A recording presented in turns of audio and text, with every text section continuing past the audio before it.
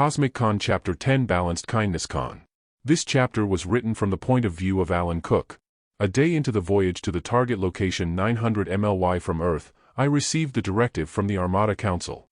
It just said, balanced kindness. Sherry quickly reacted. First, since balanced came before kindness in the past tense, this would mean that the kindness is the one being balanced. Julio added, who will we be kind to?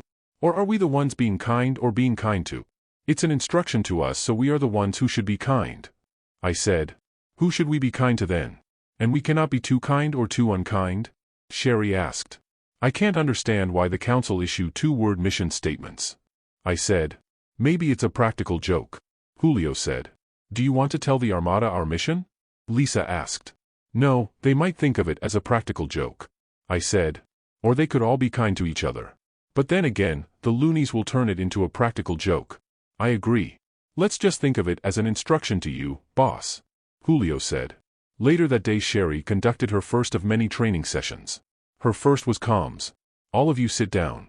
She said, somewhat shouting. Julio and I sat down behind her. She pulled out her hearing aid and started. This is our comm device. The Leos provided a better solution to our communication problem. For the humans, they will implant this small device behind our ears while the loonies will be implanted at the back of their heads above the neck. For the Leos, they have had this since they were kids. This thing can enable you to talk to someone 10 MLY away from another solar system. The caveat is that it is routed through our ship AI and they look for the person you want to talk to and connect you. And because the AIs are involved, you also get a three-way connection to these AIs and tell the AI whatever you like them to do while talking to the other party. You basically have a direct link to the AI you are assigned to or nearest to you. I want you all to go to the medbay to get your implants. Your ships will schedule you. No wonder she scheduled the session this late. It was a monologue. No question and answer. Lisa could have done it herself. But the loonies understood it, which is strange to me. On the second day of their trip, Sherry initiated the tag training. At the briefing room located behind her personal quarters, the commanders assembled. The loonies do have military commanders but only for show. Nonetheless, she addressed them as commanders. This is a loony invention of a human-loony technical cooperation. As you know, this cooperation developed the targeted teleportation technology. Her science AI named Leonardo or Leo showed a small tube with two tubes attached to it. The AI actually looks like a movie star that did the Wall Street movie. It was not Leonardo da Vinci as most people think but her crush. Lieutenant Raymond, come here. She gestured to a tall loony. Give me your hand. The loony extended his hand and Sherry got his fingers. She then attached the tube device to the finger that acts as machine interface. Now tag this person beside you by pointing your finger and activating the device to shoot a tag. Raymond did so and everyone was perplexed. The target person did not feel anything, and Raymond did not feel anything. There was no sound. Leo showed the person tagged in a hollow appear lighted among the other people in the room. Then Leo showed a hollow of the tag. This tag is 500 microns thick and the device shoots it into the person. Because the tag is so small, you need to have an incredible amount of energy to propel it through some distance. The solution is to place it near the person to be tagged. This is a tag pen for those who have no machine interface. What the tag does is it sends out a waveform that stops at the border of the person. So, anything connected to the person is lighted up. What if we want to tag a bigger thing that cannot be punctured?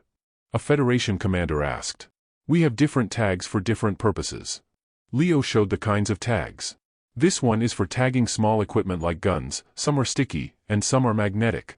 This one is to tag equipment as small as a tank to as large as an airplane.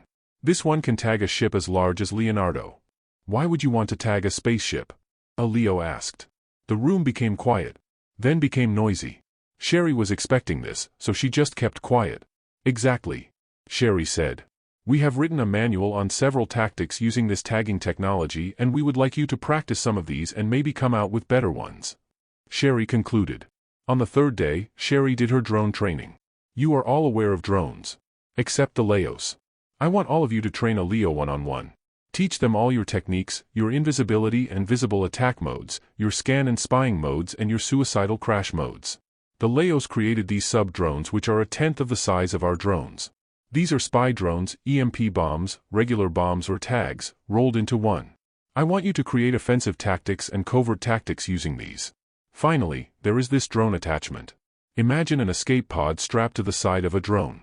This is useful for manned infiltration from vast distances. I want you to study these and come out with tactics. After the meeting, Sherry appeared personally before me and Julio at my bridge. "What's up, boss?" Sherry asked. I looked at Julio. "I want to reorganize the ship personnel. I realize that the loonies are good in tagging while the Leos are good drone operators. Both are natural sleuths except that the Leos are smarter although the loonies can connect to panels in ships." "I agree, Julio, we just have to explain to the loonies the practical joke side of the job. It may be a bad joke, or we may come out with a corny joke, but as long as we communicate this as a joke, they will perform," Sherry said, showing her deep scientific dissertation of the loony personality. "I agree. Do that today," I said. "Also," I added, "can you move the marine training to the larger transport ships? People are complaining." I asked. "Boss, the transport ships have vast spaces. We need to train in close quarters and labyrinthine spaces.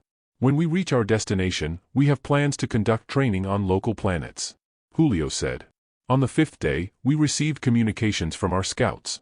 They found a war between 9 planets on one side and 11 on another. They were essentially the same species, but the 9 planets were more advanced since they genetically engineered themselves. "Why are they at war?" I asked.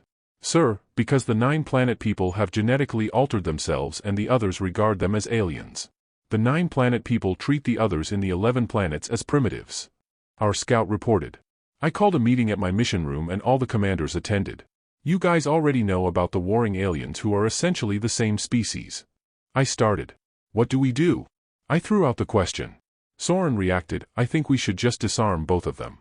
Looney Lieutenant Raymond added, "We should also take away all their ships including attack ships." Commander Bodhi, a Leo, suggested, "We should move their personnel back to the planets. And if they have no ships, they will stay there." "Why don't we just kill all of them?"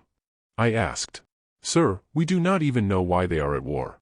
It could be because of some broken romance like Cleopatra," Sherry said. "What we do know is that they look similar and may be the same species." Soren complained, "Sir, one of our primary rules of engagement is never show ourselves if we can help it.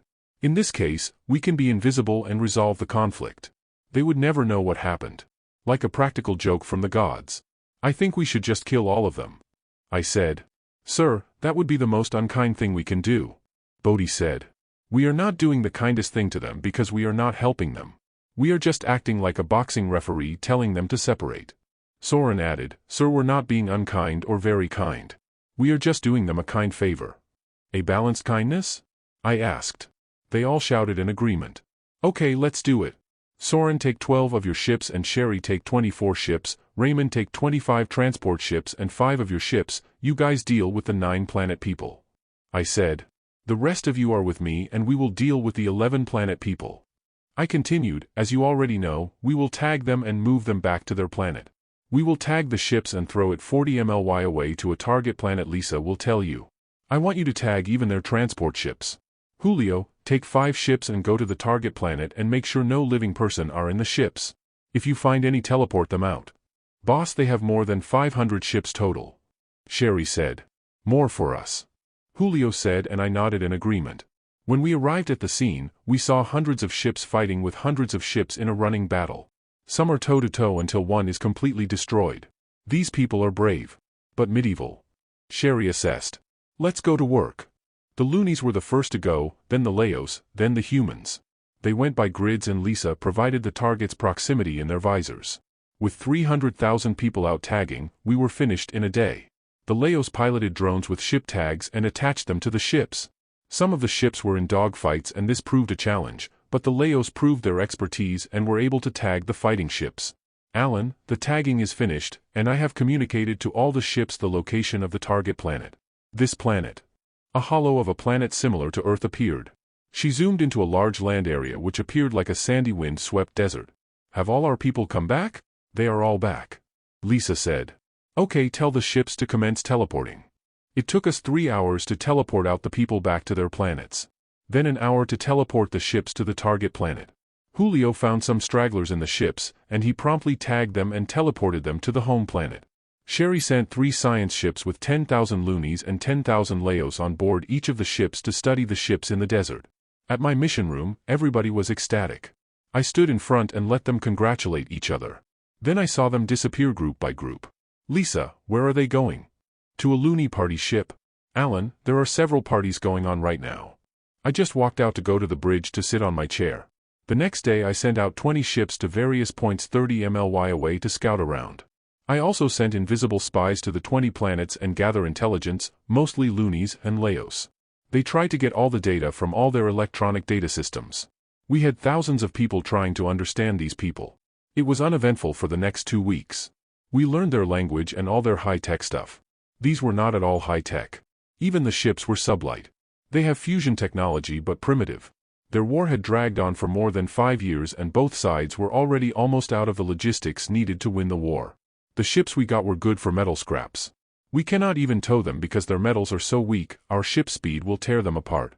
On the 3rd week, we started receiving containers of tag pens, tag tubes, and all the other version of tags. It was not unwelcome. Then we started receiving drones and sub-drones. These were welcome equipment. The supply came continuously until even our TP ships could not store them anymore. At my bridge, Sherry explained to me that she got word from the Loonies that our first adventure was celebrated by the 10 planets for 3 days. After which they realized that we may need the tags and drones. So, they started to ship whatever they had and started increasing their production of these. They started hundreds of production facilities. She communicated to them that we need more drones than we needed the tags. Are you kidding me? Julio shouted. Exactly. Sherry said. They are playing a practical joke on us. I told Julio. After 6 weeks in the area, the supplies of tags and drones reached their limit. Our TP line is full. Even the TP line to our scouts were used. And it was one of these TP ships that we saw an armada of about 2,500 ships passing by. 1 scout ship then 2 scout ships followed the group. We realized that our scouts are 50 times faster than the armada, so one of them went ahead. The other 2 were just beside the alien armada since the aliens could not see them. After trailing them for a day, they realized the alien armada cannot see our ships, so our ships came closer. Captain Noel Torres requested, "Sir, we request permission to board and investigate." "I will allow it." I told Julio. Permission granted. Julio told Noel. "Tell Soren to take 30 ships and investigate." I told Lisa. The next day we got word from another scout ship about several inhabited planets. Based on their scans and drone footage, the planets seem to be preparing for an invasion. Maybe these are the people the alien armada will be attacking. Sherry conjectured. "Let's go there."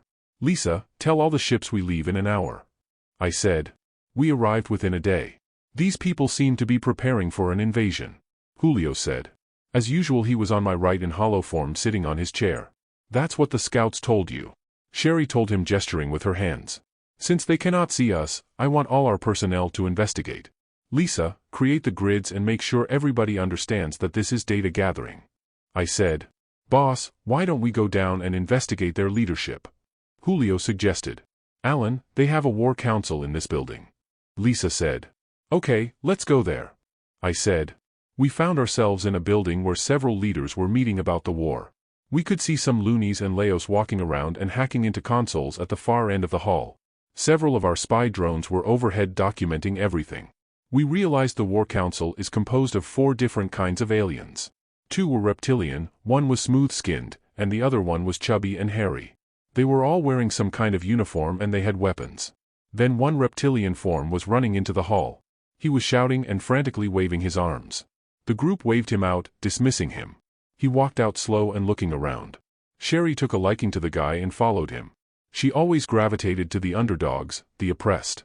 "Captain Mateo, have you any progress on their language?" Sherry asked. "Almost there, ma'am." Mateo answered. I told Lisa I want to move to one of their military outposts. Julio and Lisa came with me. Again, the Loonies and Laos were around working. The command center was busy. We could see large ground cannons being deployed, troops were moving to their ships in orbit and logistics being moved around. "Let's go back." Mateo reported that she has finished with the translators and are uploading the system to all the ships. "I want to listen to the old guy," Sherry said, and with that Lisa showed me Sherry standing beside the babbling old guy. The old guy greeted her. "Hello." "What? You can see me?" Sherry asked, surprised. "No, you're invisible. How can I see you?" "I can sense your presence." "My name is Sherry, what's yours?" "My name is Rocco." "Ok, Rocco." "Okay, what's happening? Why are you singing my name?" "It was not my intention to sing." "What's happening?" "We are going to be invaded by more than 2,500 ships and we are preparing. I told the council that you have arrived and will help us." They do not seem to believe you. Nobody believes me. And it's partially my fault. I just want to stay alive long enough to talk to you. Why are you being invaded? It's a turf war. Our friends against them and their friends. Maybe it's your fault that they are attacking you. I would agree because I do not like the way our leaders are oppressing our people and the people of our friends. The attackers just want to be left alone and not be forced to join our emperor's domain. How would we prevent this war from happening? It's actually very easy. Just remove the emperor, the other alien leaders, their families who govern all of our territories and their top generals. What if we remove all their weapons and ships? That would work too. What will we do with the emperor and his gang? You can kill them. We do not want to kill them. Can we just imprison them in a planet maybe 50 MLY away that nobody knows about? For me, that would be too kind, considering what they have done to the people of 4 species. I don't want to be too kind, just kind. That depends on your perception. Do you want to meet us in person? Yes, very much. Sherry teleported the guy in front of me in my bridge. Sherry and Julio appeared standing. I guess the die is cast. Tell Soren what you and Rocco talked about. I told Sherry. Rocco, this is our leader General Alan Cook, his first officer Colonel Julio Rivera, and this is Lisa. Rocco, do you have rebels in your world? Julio asked. Yes, we do, but they are scattered all over the place. I know of 2, one in my planet and the other the planet nearest me. Do you know where their leaders are? Yes, in our planet. Sherry wanted a fast forward. Rocco, we want you to talk to them and tell them that we will remove the Emperor and the gang, and they should prepare to take over the government. I don't think they will believe me. Once they see that what you tell them is true, they will believe you. Then they will ask you about us and you will tell them nothing. Julio said. Why don't you want them to not know about you? No reason, we just want to be anonymous. I said hoping this will reverberate among the loonies so they can understand one of our primary objectives. Is this a practical joke? Rocco asked this time. Maybe. Sherry answered. Lisa, tell the ships our mission. Identify the planet where we will send the bad guys. I want you to teleport them naked without anything. Identify the planet where we will send their ships and equipment. I want all their ground equipment and factories building arms and ships to be tagged and removed as well. Tell them to deploy now. Yes, Alan. Rocco, I also want you to appear before the invading fleet and tell them what is about to go down and tell them to contact the rebel leadership. Before they fire. Julio said. We have found the leaders on his planet. Do you want to talk to them now, Rocco? Lisa asked. Lisa provided a holo of the leaders sitting around a table and talking about the invasion behind Rocco. Do I just talk right here? Yes. Just turn around and face them so they know you are talking to them. Hello guys. Hi Terran. Rocco spoke softly. Terran stood. I told you that next time I see you, I will kill you. And with that he pulled out his pistol and shot Rocco several times. The shots went right through. They must really hate you. Sherry commented. There was a pause and I think Rocco was either too shocked or was expecting this. I know you hate me. But listen. The aliens have arrived, and they will remove the Emperor, the alien leaders, their families, and generals. He did not say what we will do with them. Smart. Terran stood quietly and said, I am listening. That's it. I said it already. Rocco said. What will they do with the Emperor and his gang? They will all be killed. I don't believe you. What don't you believe? That these things will happen. Including the killing. You will when you see these things happen. Just be prepared to set up a government for our people. Next I want you to talk to the leaders of the invading force. Julio said. Lisa again provided a holo of the armada commander sitting on his chair flanked by his officers. They were talking to somebody in front of them. Rocco faced them and started. Greetings Admiral Rada, I want to tell you that the Emperor, his alien leaders, their families and their generals will be removed, and I told Terran to prepare to take over the government. Rocco, you are interrupting our meeting with the fleet. Security. Rada said. 2 guards moved to accost Rocco, and their hands went right through. I think you are famous. Sherry said. Everybody hates you. Julio said. Good that you are all here meeting. I will repeat what I said again but only one time. And he repeated his exact words. Greetings Admiral Rada, I want to tell you that the Emperor, his alien leaders, their families and their generals will be removed, and I told Terran to prepare to take over the government. I think Rocco lost a small screw in his head. What about his alien leaders, the generals, and their families? Rada asked. I told you that I will repeat only once. Just replay your recording. Rocco said and Rada did. What will happen to them? Rada asked. They will all be killed. I don't believe you. I don't blame Rocco for feeling exasperated. When you see these things happen, don't ask me what or how it happened. Rocco told him. Rocco faced us and said, I don't understand whether it is the events that they do not believe will happen or the killing. Don't worry. Doubt is always good. Sherry said. I doubt therefore I am. Giulio told Rocco. I believe that too. Rocco softly said. Which one? I asked and they all laughed. Soren appeared and, Sir, we have all the data, tagged all their ships and equipment. That was fast. Julio said. Sir, we did not tag the people, so it was easy. We concentrated on data gathering. Do you want to tag the personnel as well? No, that's fine. Boss, it will make the loonies happier. Sherry said. Okay, only the loonies for the job. I told Soren. Alan, we estimate the tagging will take 4 days and some of the ships have to fly nearer over to the target planets. The Emperor's network is extensive. This assumes Soren and his ships will help out. Lisa said. Sherry, Julio, why don't you tour our guest around? I suggested and Rocco smiled. After about 2 hours, Alan, Sherry and Julio want you to join them at the mess hall. Lisa said. They were sitting and eating. I found Rocco had several steaks in front of him. He was devouring the meat with his hands. I take it you are enjoying the meats? I greeted. These are heavenly. I have seen myself eating like this but have never thought the meat could be this heavenly. He means, boss, that he can see the future. Sherry said. I have always hidden my abilities to my people because I would be in danger, my family would be in danger, my friends would be in danger. I decided to just let people hate me and dismiss my abilities so I could be free from exploitation. Rocco explained. I can see that. I said. Boss, I asked him what will happen to the government when we remove the Emperor and the gang and he said there will be chaos, a lot of killing and retribution, a lot of infighting. That would be normal. I surmised. I agree, they will have to go through a very painful process and try to understand themselves this time. Rocco said. But this pain has an ending. The Emperor's pain will never have an ending. What are you going to do now, Rocco? I asked. I will work for you. And did you see us accepting you to work for us? Yes. Okay. I said. Did Sherry tell you what we will be doing to the Emperor and the gang? Yes, she did and it will be done in 3 weeks.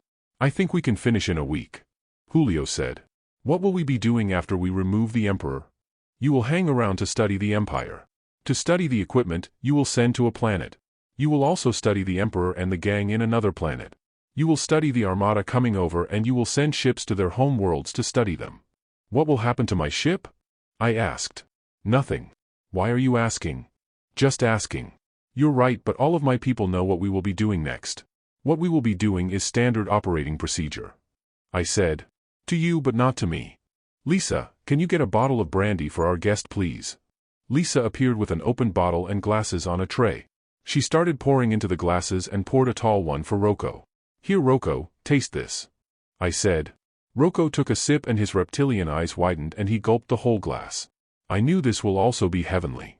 He exclaimed. I get it that you see things but would not know how they taste. Do you also hear the sound in your visions? Sherry asked. Yes. The sounds are very clear. Sometimes I only hear sound and no visual. Rocco explained. Do you need anything to enable you to live in our ship? Can I bring some of my belongings? Ask Leo to accompany you when you go down. Leo will teleport all your things to your quarters. I said. The next day, Sherry told me that she moved Rocco to one of the loony transport ship because he has so many things. She said, in fact it filled the whole floor of the transport ship which was the size of a football field. It took us 3 weeks before we started executing the plan to beam out the Emperor and his minions. The teleporting only took less than a day. Soren wanted to be sure that we got all the information, tagged all the equipment that we needed including the ships before we made our move. We decided to just remove them from their ships and return them to their planets right after we teleported the Emperor. Again, we sent people to the planet 10 MLY away from where we teleported all the ships and equipment of the Emperor. We waited until we could see that the invaders were also balanced in the kindness. If they were not, we would have removed them from their ships and took over their ships. Before we finished our study of the Emperor's ships and tech, a mission statement was received by Lisa. What is it this time? I asked. It says, investigate thoroughly, Lisa said. Sherry was quick, another 2 words. If you include the coordinates, that would not be 2 words. Lisa argued. No, we came over here, but it was not in the first mission statement. Julio countered. Where are we going, by the way? I asked. Lisa produced a star map of several galaxies. A point lighted up. This is 500 MLY from here but 800 MLY from the Sam's galaxies. Can you call Rocco in please? I told Lisa. Rocco appeared wiping his mouth. Rocco, do you know anything about this galaxy? I pointed to the light. Yes. What? I asked. You have to be specific. What's the name of this galaxy? Julio asked this time. The locals call it Gramina, meaning the spinning wheel. I would call it that too, I said. Lisa showed our mission statement and asked, what does this mean? It means as it says. You investigate thoroughly. What will we find in Gramina? Sherry asked. I mean civilizations and alien life forms. Sherry added, realizing what Rocco would say. There is one huge empire. The empire covers a quarter of the whole spinning wheel, mostly on the outer rings. It is divided into 12 sectors. Each sector is governed by a sub-emperor. The real emperor lives in one planet not included in the 12 sectors. The locals look like humans, but the heads are longer and quite hairy all over. They used to have 4 arms but they bioengineered themselves to only have 2, generally. What do you mean, generally? I asked. Some, a very small fraction, could not afford the change so they remain with 4 arms. But they are the same species. This species is wealthy because it lords over dozens of alien species that work for them. Not as slaves since slavery is illegal but as serfs or peasants in a very technologically advanced society. I think I am getting the picture. Now I am really interested in fulfilling our mission. I said. Oh, and the Empire has 12 artificial intelligence centers working for each sub-emperor and they are constantly trying to outwit the others. Rocco added. I want to talk to the Emperor himself. Tell Lisa where he is. We all leave in a week. I told Rocco. He's in the Imperial planet called Butramer. You are saying that Butramer is their original planet? So, the whole Empire is run by Butramorians? Sherry said looking agitated. With what, I am not sure. The Empire is a Butts Empire then? Julio asked. Now I know why she is agitated. No, the empire is called Mortam, or Mortam Empire, which is the name of the emperor. Rocco corrected. I thought we would be calling them Butts. Sherry said with a sigh of relief. But they are really Butts, because all the leaders come from Butramer. Rocco corrected.